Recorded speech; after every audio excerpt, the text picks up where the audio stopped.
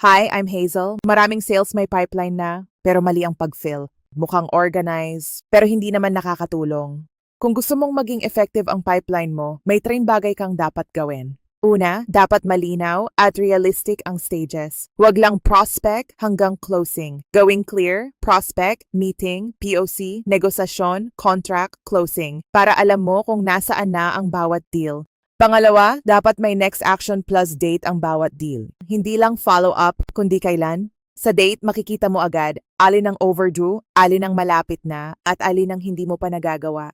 Pangatlo, i-update mo ito ng regular. Kung hindi natuloy, alisin. Kung umusad, i-update para mas madali ito. May feature na pipeline ang Hadir na tumutulong sa'yo mag-manage at mag-track ng sales mo. At dahil affordable ang cost, mas nagiging organized at effective ang buong team. Tandaan, ang magandang pipeline hindi yung puno, kundi yung accurate at updated. Huwag kalimutang mag-subscribe at mag-comment.